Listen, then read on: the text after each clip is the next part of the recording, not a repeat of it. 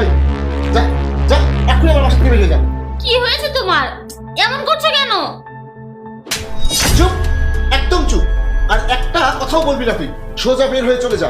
কাল তোকে divorce paper পাঠিয়ে দেবো, ওখানে সাইন করে দিবি। তুমি আমার স্বামী, আর তুমি হঠাৎ করে এমন কেন করছো? আমি তো কিছুই বুঝতে পারছি না। আগে তো কোনোদিন এমন করোনি, কিন্তু আজ হঠাৎ এরকম কেন করছো আমার সাথে? আর ডিভোর্সের কথা কেন বলছো? তোমার সন্তান আমার পেটে। কি হয়েছে তোর? তুই এরকম বৌমার সাথে অসভ্য আচরণ কেন করছিস? মা, তুমি কাকে বৌমা ডাকছো? জানো ও কি করেছে? কি করেছে? ফেসবুকে সে তার নাগরকে তার নগ্ন দেহের ছবি দিয়েছে। এক একটা না, অনেকগুলো ভিডিও আছে। তুমি ভাবতে পারো ও কতটা জঘন্য মেয়ে? ছি ছি ছি ছি, আমার তো ওকে খুন করে ফেলতে ইচ্ছে করছে। আমার তো এখন সন্দেহ হচ্ছে ওকে। মনে হচ্ছে ওর পেটে যে সন্তান আছে সেটা আমার না। জাহিদ, এই জাহিদ, এসব কি শুনছি? এসব কি সত্যি বাবা? মা, কেউ কি তার স্ত্রীর উপরে এমন অপবাদ এমনি এমনি দেয়? আমার কাছে তার সব ভিডিও আছে। তার নাগর এসে আমাকে দিয়ে গেছে আর বলে গেছে 5 লাখ টাকা না দিলে এই সব ভিডিও ফাঁস করে দেবে। ছি, আমার ভাবতেও ভীষণ অবাক লাগছে যে এতদিন আমি তোমার মতো ছোট লোকে সংসার করে যাচ্ছি।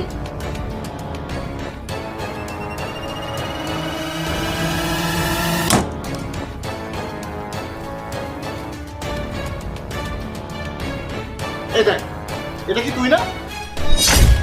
এটা কিভাবে সম্ভব জাহিদ? আমার মাথা ঘুরছে, আমি বুঝতে পারছি না এটা কিভাবে হলো।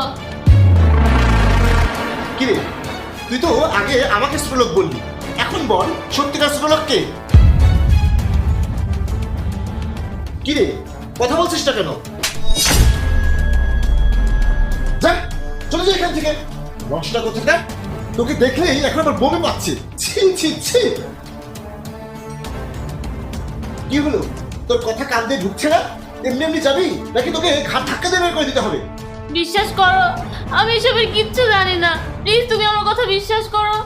আমার কথা শোনো, তোমাকে যে ভিডিওটা দেখালাম সেখানে যে নগ্ন মেয়েটা শুয়ে আছে সেটা কি তুমি না? হ্যাঁ, আমি। যা, বেরিয়ে যা। সব তো তুই নিজের মুখেই স্বীকার করলি। এখন তুই তোর নাগরের কাছে যা, যাই এখান থেকে।